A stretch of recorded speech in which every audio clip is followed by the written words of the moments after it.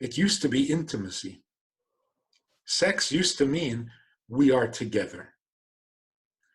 Now it means we did something together. We did it. Are you good at it? It has become a thing. And everything will ruin a marriage because a bedroom does not allow things. Now, if you asked your grandmother, I'm guessing, I don't know your grandmother, but if you had asked your grandmother, what happens in the bedroom? Your grandmother would have said, nothing. Absolutely nothing. And you say, come on, tell me, what happens in the bedroom? Nothing. You see, grandmothers are always right. That is the perfect answer. If you want to have a real bedroom, which means a place of intimacy, you got to get all things out of the way. A bedroom is a place of no thing. It's just distractions. Yeah, it's just them. Yeah, what are they doing? They're with each other. They're merging into each other, not allowing anything to come between them. And one of the simple physical requirements, if you're going to merge into each other, you have to have complete darkness. You cannot be intimate with the lights on. Intimacy with the lights on is actually pornography. Why do the lights have to be off? Because your eyes sees. What does the eye see? Things. An eye can't see a person. It can only see things about the person. How tall, how skinny, what color. Even if you're looking at your spouse, you're going to see something that's going to get in the way of the intimacy. It'll turn intimacy into a performance. And it's a disaster. It is such a disaster that the sexual revolution, this freedom to be openly sexual and free love, remember in the 60s? The result is, and this is the embarrassing truth, couples living together, married to each other, hardly ever have sex. Once a month, maybe. This is a disaster. This is how a nation becomes extinct. And why aren't they? It's boring, too much pressure, too much anxiety about it. Okay, are we running out of time? Yeah. Can you see my beard? Yes. Yes. Some guy comes over to me and he says, I'm just curious, do you sleep with the beard under the blanket or the beard on top of the blanket? What is the answer? You couldn't sleep after that question. I had never thought of that. And once he asked me, I couldn't sleep for a week. You probably. I became self-conscious about it. It became a thing. And now I couldn't sleep. Above, no. Below, no. Back and forth. Once you take something perfectly natural and make it into a thing, you ruin it. So you go to the supermarket and a checkout counter, and there's a magazine. Every month, there's at least one magazine that says 14 secrets to better sex. What does that do to people? There are 14 things I don't know. You want to ruin a good marriage? Oh, it's so easy. Just say to a husband, so sex with your wife, pretty good? Yeah, I think so. Well, wait, how will I know? All of a sudden, you've killed it. So the Me Too movement, which is so much in the news, it's not men abusing women. That's been going on since the beginning of history. It's not power that corrupts and people are taking advantage of their power. That's also been around forever. What's happening in our society is, back in the 60s, men and women agreed that love should be free. It was such an exciting idea.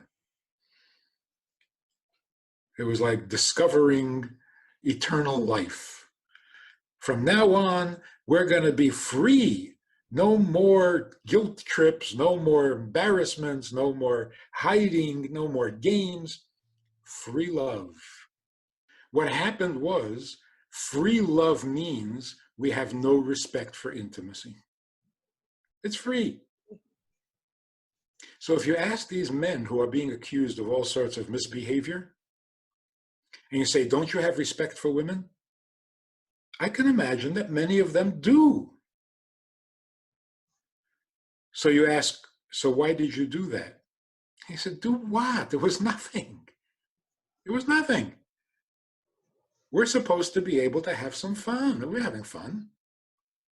Now we discover that free love is abusive. There's nothing fun about it. But it's not men against women. It was mutually agreed to take all the meaning, seriousness, importance out of intimacy. Just have some fun. What's the problem? Well, no, it's not fun and games. Now, the being alone with Corona is not loneliness. It's not. That's people are discovering they were so afraid of the idea of being home for a long time, which is really dreadful. We were actually living like this. Can you believe? The average person was terrified of being home for too long. What kind of life is this? The thought of being home with your own children scared you? Made you uncomfortable?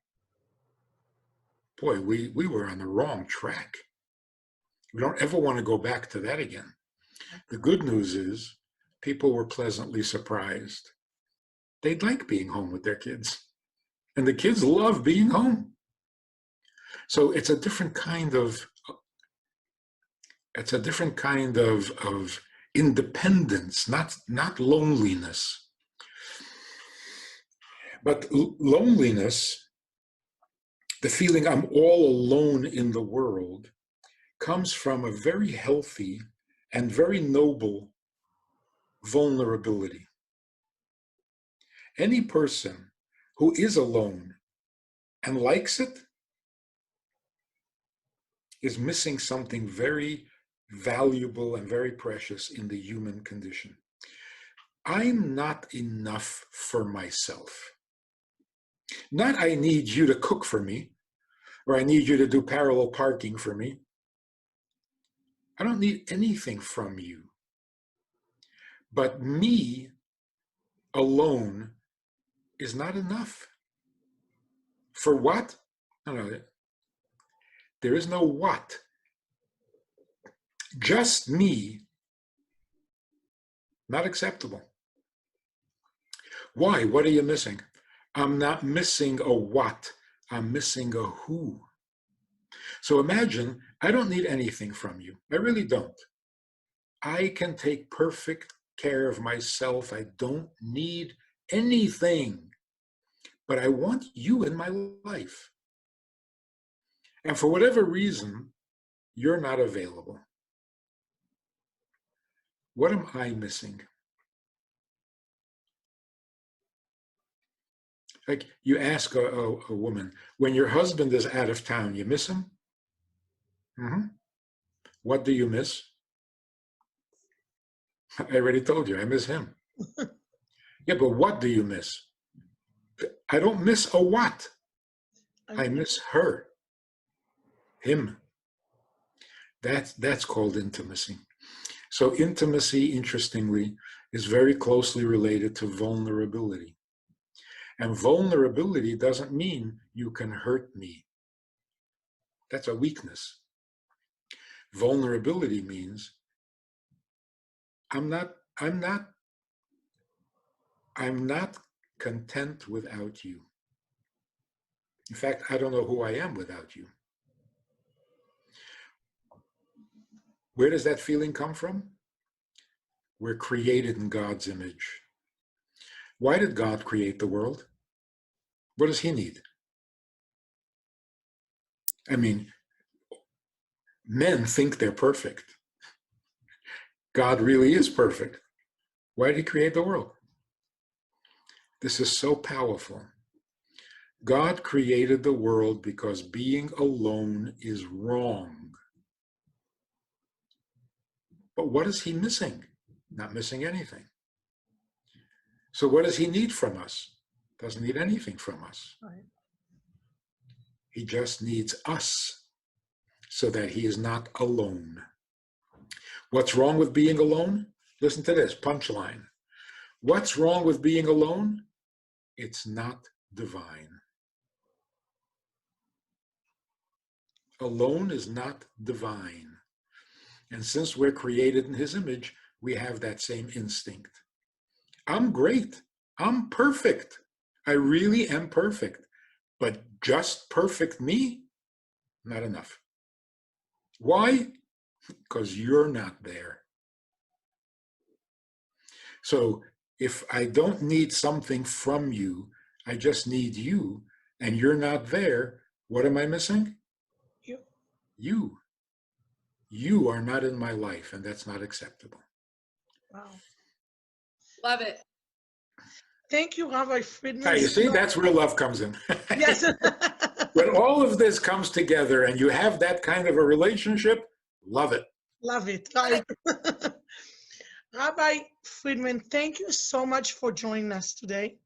We are hoping to have you on again because there is so many more questions that we have for you. Yes. I wanted to ask you right before I do the closing, if you could say one thing to our younger generation about the institution of marriage, what would it be? One message that we would probably invite you again. This is a whole topic. If you don't love marriage, don't get married. If you love someone, love them. What are you getting married for? The only way to get married is if you believe in marriage, you love marriage, you want marriage. Then you find somebody who has the same feelings, who also loves marriage, and together you can make a nice couple. But if you just love each other, what are you getting married for?